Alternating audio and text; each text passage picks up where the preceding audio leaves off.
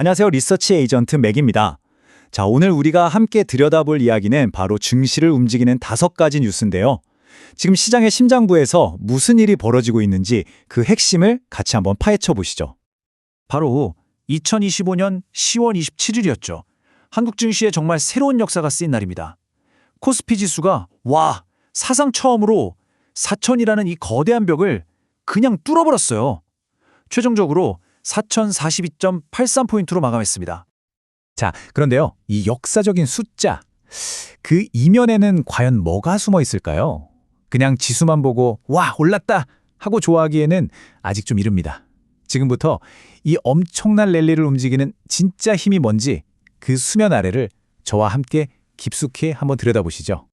네, 오늘 우리가 파헤쳐볼 5가지 핵심 동향입니다. 먼저 전 세계 돈의 흐름을 바꾸고 있는 미 연준의 정책 변화부터 시작해서요. 코스피 4천 시대가 가진 빛과 그림자는 뭔지, 그리고 지금 가장 뜨거운 전쟁이죠.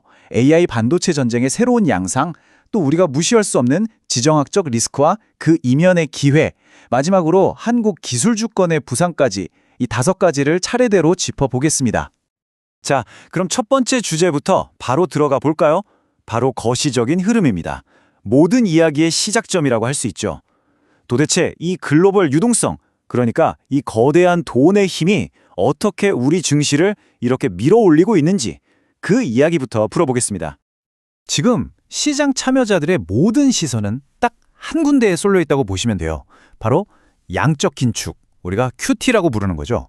이게 뭐냐면 연준이 시중에 풀린 돈을 말 그대로 직접 쫙쫙 흡수하던 그런 강력한 정책이었거든요. 근데 바로 이 정책이 곧 끝날 수도 있다라는 신호가 나오고 있는 겁니다. 시장이 지금 여기에 열광하는 거예요. 물론 다들 금리 인하도 간절히 바라고 있죠. 근데요, 이 둘은 무게감이 완전히 다릅니다. 생각해보세요. 금리 인하라는 건 돈의 가격, 즉 이자율을 좀 깎아주는 단기 처방에 가깝거든요. 하지만 QT 종류는요? 이건 차원이 다른 얘기입니다. 시중에 풀리는 돈의 양 자체를 건드리는 구조적인 변화예요. 비유하자면 그동안 돈을 미친 듯이 빨아들이던 거대한 진공청소기, 그 전원 플러그를 그냥 뽑아버리는 거랑 같아요. 당연히 그 파급력이 훨씬 클 수밖에 없겠죠? 바로 이 분석이 그 핵심을 정확하게 짚어주고 있는 겁니다. QT의 중단은 결국 무슨 뜻이냐면요. 달러 유동성이 다시 풍부해진다는 거고, 이건 외국인 투자 자금이 한국 같은 신흥시장으로 쏟아져 들어올 수 있는 말 그대로 고속도로를 뻥 뚫어주는 것과 같아요. 이게 바로 지금 우리가 보고 있는 이 코스피 랠리의 가장 근본적인 엔진인 셈이죠. 하지만 이 화려한 코스피 4천이라는 숫자 뒤에는 어두운 그림자도 분명히 존재합니다. 지금 보시는 것처럼 10월 한 달 동안에요. 삼성전자랑 SK하이닉스 딱 이 두 종목이 코스피 전체 거래대금의 무려 3분의 1을 독차지했습니다. 이게 바로 쏠림 현상이라는 아주 위험한 신호예요. 왜냐하면 만약에 이 두 거인이 조금이라도 휘청거리면 시장 전체가 그냥 같이 무너질 수도 있다는 뜻이거든요. 그렇다면 우리 투자자들 입장에서 가장 중요한 질문은 바로 이거겠죠. 그래서 이 랠리가 계속 갈 수 있느냐? 이 상승이 단지 몇몇 종목에만 기댄 불안한 파티가 아니라 정말 건강하고 지속 가능한 흐름이 되려면 도대체 뭐가 필요한 걸까요?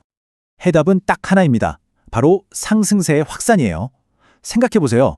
소수의 장군 몇 명이 이끄는 군대보다 수많은 병사들이 다 같이 전진하는 군대가 훨씬 강하지 않겠습니까? 지금 반도체에서 시작된 이 따뜻한 온기가 자동차, 소재, 금융, 이런 다른 섹터들로 골고루 퍼져나가야 합니다. 이런 순환매 장세가 나와줘야만 비로소 이 랠리가 진짜 찐이라고 말할 수 있는 거죠. 자, 좋습니다. 그럼 이제 두 번째 핵심 동향으로 넘어가 볼까요? 지금 시장에서 가장 뜨거운 전쟁터죠. 바로 AI 반도체 전쟁입니다. 이 전쟁이 지금 어떤 새로운 국면으로 접어들고 있는지 한번 살펴보겠습니다.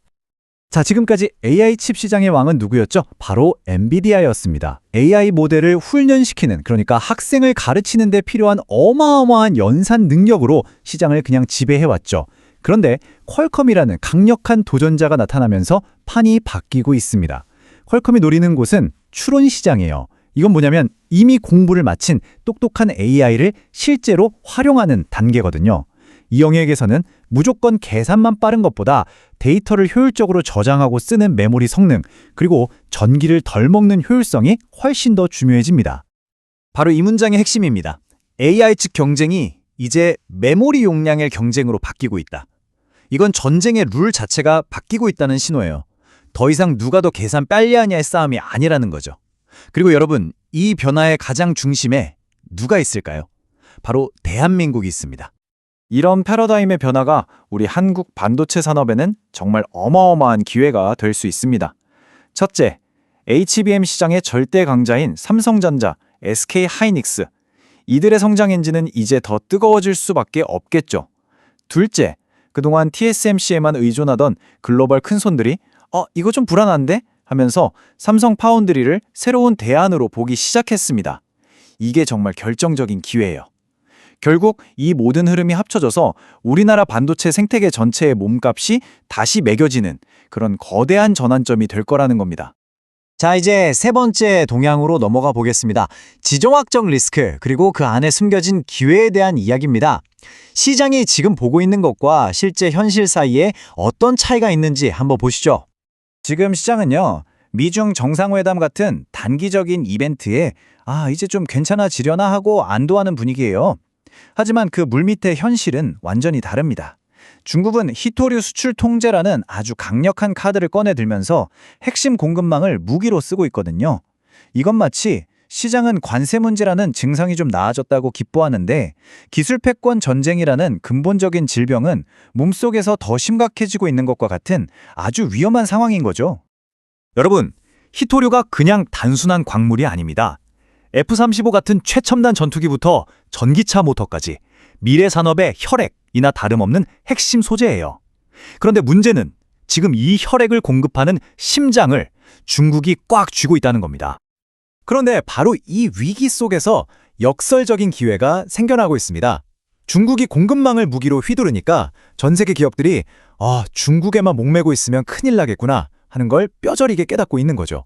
이게 바로 공급망을 다변화하는 차이나 플러스 원 전략에 불을 붙이는 아주 강력한 촉매제가 되고 있는 겁니다.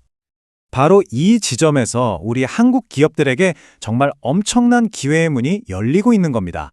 전 세계가 중국을 대체할 믿을 만한 파트너를 찾고 있는데 이미 세계적인 기술력을 갖춘 한국의 2차 전지 소재, 방위산업, 그리고 여러 산업재의 기업들이 그 대안으로 떠오르는 건 어찌 보면 너무나 당연한 결과겠죠.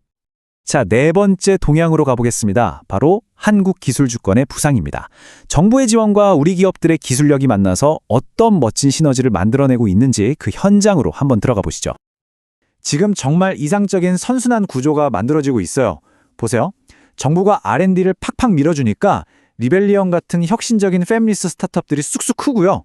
동시에 삼성전자 같은 대기업은 테슬라 칩 수주처럼 세계 무대에서 역시 기술은 한국이지, 이걸 증명해내고 있죠. 이 작은 기업과 큰 기업, 이 두 개의 톱니바퀴가 딱 맞물려 돌아가면서 설계부터 생산까지 모든 걸 아우르는 강력한 국내 시스템 반도체 생태계가 드디어 완성되어 가고 있는 겁니다. 자, 좋습니다. 지금까지 네 가지의 거대한 시장 흐름을 짚어봤는데요. 그럼 이걸 바탕으로 그래서 우리는 어떻게 투자해야 하는가 하는 가장 현실적인 문제죠. 구체적인 투자 전략과 포트폴리오 이야기로 넘어가 보겠습니다. 핵심 전략은 이 한 문장으로 딱 요약됩니다. 파도를 타되 역류에 대비하라. 무슨 말이냐면요. 지금은 유동성이 만들어내는 이 상승의 파도를 즐겨야 할 때가 맞습니다. 하지만 동시에 쏠림 현상 같은 갑작스러운 역류가 닥칠 수도 있다는 걸 항상 기억하고 여기서 번 돈을 다음 파도가 밀려올 다른 섹터로 옮겨놓을 준비를 해야 한다는 아주 현실적인 조언이죠.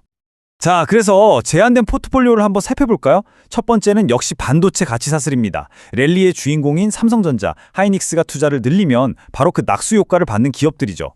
두 번째, AI 팹리스와 디자인하우스. 이쪽은 이제 정부 지원과 삼성 파운드리 부활이라는 쌍끌이 엔진을 달고 구조적인 성장주로 탈바꿈하고 있습니다.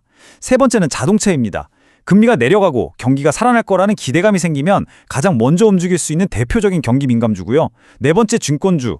이건 아주 간단하죠. 코스피 4000 시대에는 거래가 활발해지니까 증권사 수수료 수입도 당연히 늘어날 겁니다. 그리고 마지막으로 전력 소재, 탈중국이라는 이 거대한 흐름 속에서 전략적인 가치가 계속해서 빛을 발할 수밖에 없는 분야입니다. 네, 마지막으로 한 가지 꼭 말씀드릴 점이 있습니다. 오늘 제가 설명해드린 내용은 시장의 큰 흐름을 이해하시는데 도움을 드리기 위한 정보 제공이 목적입니다. 특정 종목을 사라거나 팔라는 식의 투자 권유가 절대 아니라는 점을 분명히 말씀드립니다. 아시겠지만 모든 투자의 최종적인 판단과 그에 따른 책임은 투자자 여러분 본인에게 있다는 점 꼭 기억해 주시기 바랍니다.